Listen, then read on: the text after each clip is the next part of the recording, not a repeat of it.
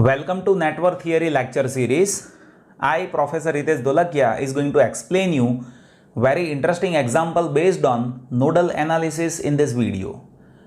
So before we apply nodal analysis in this question, one should know why do we apply nodal analysis.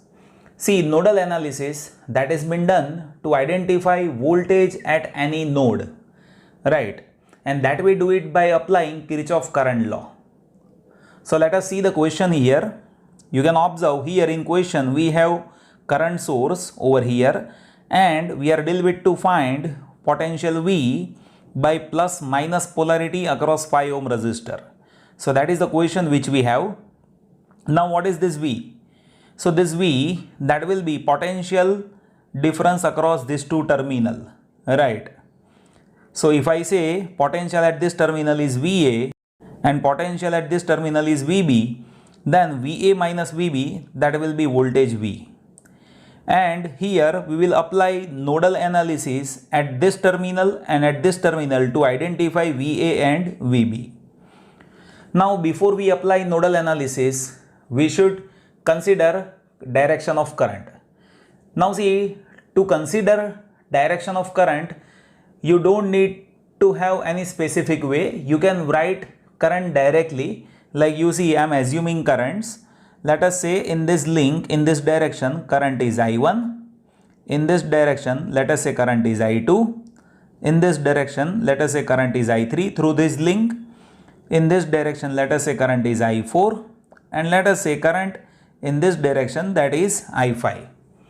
So randomly you can consider current so that we can apply nodal analysis at any node. So now see, when you apply nodal analysis, at that time consideration of direction is very essential.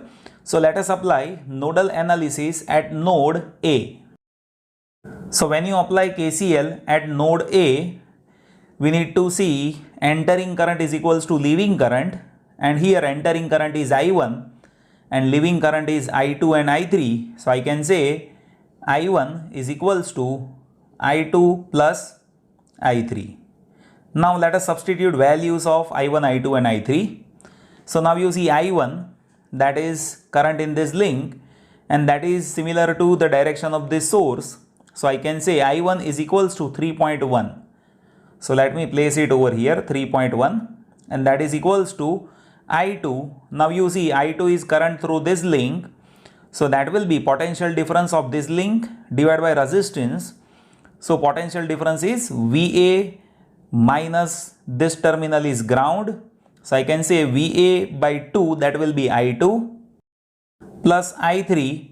So I3 is there in this direction. So I can say I3 is tail minus head voltage divided by resistance.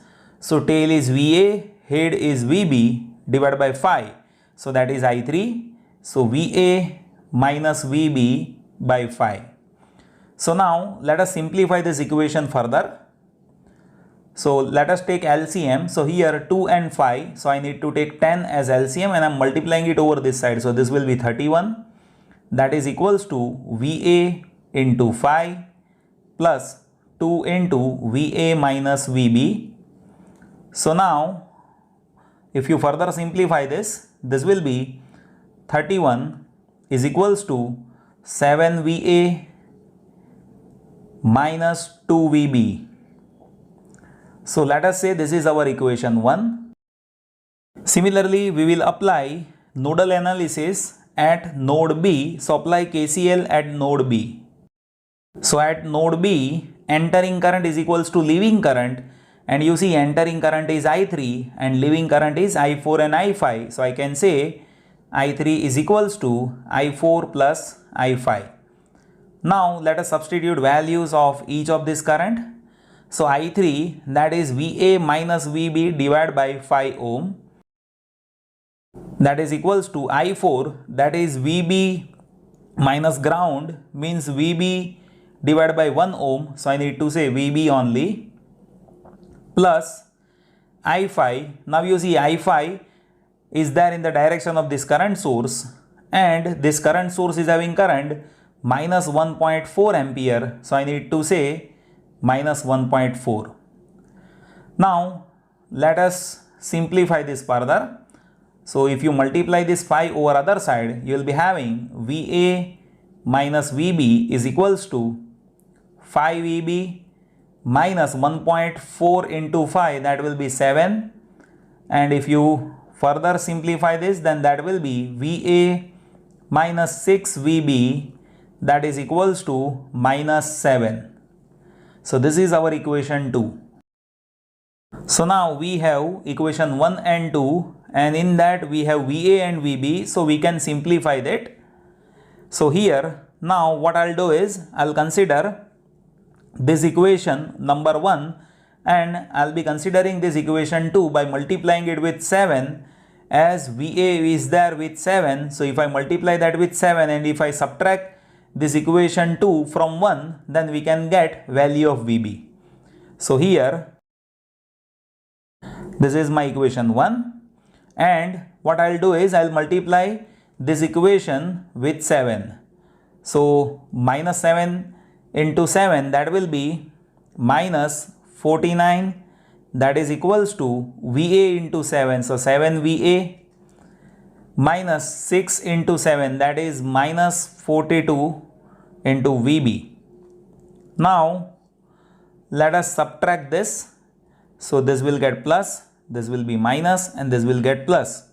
So you see this will get cancelled, and 31 plus 49, so that will be 80, that is equals to, you see 42 minus 2, so that will be 40 VB. So I can simply say VB is equals to 80 by 40, so that has to be 2 voltage. Now we have VB is equals to 2 voltage, that we can substitute in this equation 2 easily to have value of VA. So now you see VA minus 6 into 2 is equals to minus 7.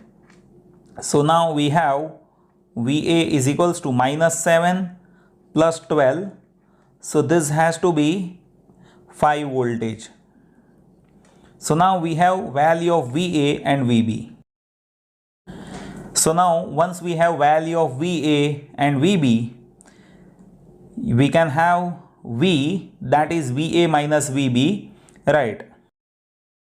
So VA is 5 minus VB is 2. So I can say V is equals to 3 voltage.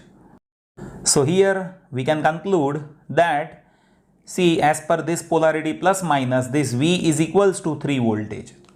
So that is how easily we can identify voltage across any resistor by using nodal analysis.